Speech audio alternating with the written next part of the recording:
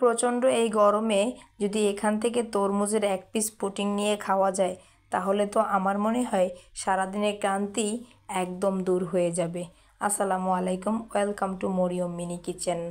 অনেক সময় বাসায় ছোট সদস্যরা তরমুজের বীজের কারণে তরমুজ খেতে চায় না, তাই আজ আমি এমন একটা রেসিপি দেখাবো ছোট থেকে বড় সবারই খুব বেশি পছন্দ বা পছন্দ করে খেয়ে নিবে, বীজের কোনো সমস্যাই আর থাকবে না। প্রথমেই আমি এখানে ছোট্ট একটি তরমুজ নিয়ে নিয়েছি, আপনারা চাইলে বড় তরমুজও নিতে পারেন। এরপর আমি তরমুজটাকে একটি নাইফের সাহায্যে মাঝখান থেকে লম্বালম্বি করে কেটে নিয়েছি। এরপর একটি চামচের সাহায্যে তরমুজের লাল অংশটাকে আমি কেটে নিব। এটা কিন্তু কাটা একদমই ইজি, আপনারা চাইলেই পারবেন। তো দেখতেই পাচ্ছেন কত ইজিভাবে আমি এটাকে কেটে নিয়েছি। আস্তে আস্তে করে সবগুলো তরমুজ এরকম কেটে তুলে নিয়েছি। আপনারা যতটা সম্ভব তরমুজের ছোকলা থেকে তরমুজগুলোকে এরকম কেটে নেওয়ার চেষ্টা করবেন।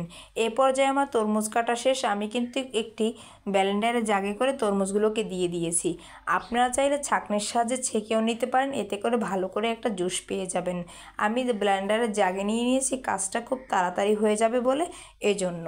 এরপর আমি একটি ছাঁকনির সাহায্যে তরমুজের বীজের অংশ বলেন আর শক্ত অংশই বলেন, এটাকে আলাদা করার জন্য একটি ছাঁকনির সাহায্যে ছেঁকে নিলাম। অবশিষ্ট অংশটাকে আমি ফেলে দিলাম। এরপর তরমুজের জুসটাকে আমি একটি প্যানে বসিয়ে দেব। এরপর আমি 1 টেবিল চামচ আগার আগার পাউডারটা মিশিয়ে দেব। খেয়াল রাখতে হবে চুলোটা অন করার আগেই আগার আগার পাউডারটা মেশাতে হবে। যে কোনো তরল খাবারকে জমাট বাঁধানোর জন্য আগার আগার পাউডারটা ব্যবহার করা হয়। আপনারা চাইলে জেলেটিনও ব্যবহার করতে পারেন। এ পর্যায়ে কিন্তু চুলোটা অন করার আগেই কিন্তু আমি আগার আগার পাউডারটা মিশিয়ে নিয়েছি। যে কোনো লিকুইড খাবার নর্মাল টেম্পারেচারে থাকা অবস্থায় আগার আগার পাউডারটা মেশাতে হবে। যদি চুলো অন করে আগার আগার পাউডারটা মেশাতে চান তাহলে কিন্তু কখনোই মিশবে না, বরং দলা বেঁধে যাবে। তাই এই ব্যাপারটা অবশ্যই সবসময় মাথায় রাখতে হবে। এরপর আমি 1/3 কাপ চিনি দিয়ে দিয়েছি। এটা পুরোই অপশনাল, আপনারা চাইলে দিতেও পারেন। আপনাদের তরমুজটি যদি খুব মিষ্টি হয় না দিলেও চলবে, আর যদি মনে করেন খুব মিষ্টি একটি পুডিং খাবেন তাহলে দিতে পারেন। পুরোটাই এটা অপশনাল। এ পর্যায়ে এটাকে আমি একটা বলক আসা পর্যন্ত অপেক্ষা করব। খুব বেশি জাল করব না, তাহলে কিন্তু তরমুজের ঘ্রাণ, ফ্লেভার, কালার সবগুলো চেঞ্জ হয়ে যাবে। এ পর্যায়ে আমি তরমুজের সব কিছু ঠিক রাখার জন্য জাস্ট একটা বলক আসা পর্যন্ত অপেক্ষা করব। বলক যতক্ষণে না আসতেছে ততক্ষণে আমাকে নাড়াচাড়া করে যেতে হবে। অনবরত নাড়াচাড়া না করলে প্যানের সাথে লেগে যাওয়ার সম্ভাবনা বা দলা পাকানোর সম্ভাবনা থেকে যায়। এ পর্যায়ে বলক চলে এসেছে, আমি চুলো থেকে নামিয়ে নিয়েছি। গরম গরম থাকা অবস্থায় তরমুজের খোসার অংশতে আমি তরমুজের লিকুইড অংশটা দিয়ে দেব। আমার কাছে মনে হয়েছে লম্বালম্বি কেটেছি বলে সুন্দর হবে না, তাই আমি আর একটা তরমুজ কেটে নিয়েছি এবং ভিতর অংশটা ভালো করে পরিষ্কার করে নিয়েছি। এই পর্যায়ে আমি সেই লিকুইড অংশটা গরম গরম থাকা অবস্থায় দিয়ে দেব। দেখতেই পাচ্ছেন এই পর্যায়ে কিন্তু আমি তরমুজের লিকুইড অংশটা দিয়ে দিয়েছি গরম থাকা অবস্থাতেই। এরপর এটাকে আমি নর্মাল টেম্পারেচারে রাখবো আধা ঘন্টার জন্য। নর্মাল টেম্পারেচারে রাখলেই এটা কিন্তু জমাট বেঁধে যাবে।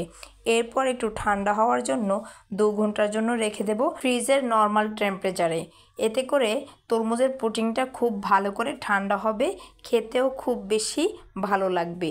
ফ্রিজে না রাখলেও কিন্তু এই প্রোটিনটা নর্মাল টেম্পারেচারেই জমে যাবে। এ পর্যায়ে কিন্তু আমার প্রোটিনটা পারফেক্টভাবে তৈরি হয়ে গেছে, দেখতেই পাচ্ছেন। আমরা যখন বাজার থেকে তরমুজ নিয়ে আসি কাটার আগে যেরকম একটা এক্সপেকটেশন থাকে, ঠিক সেরকমই কিন্তু আমার তরমুজের প্রোটিনটা তৈরি হয়ে গেছে। যতক্ষণে না এই তরমুজের প্রোটিনটা না খাওয়া হবে ততক্ষণে বুঝতেই পারবে না এটা তরমুজের প্রোটিন ছিল। ব্যাস তৈরি হয়ে গেল তরমুজের প্রোটিন।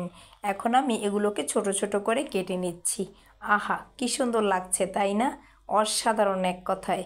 আমি এই তরমুজের প্রোটিনটা যখন বাসায় তৈরি করেছিলাম আমার বাসার সবাই খুব বেশি পছন্দ করে খেয়েছে।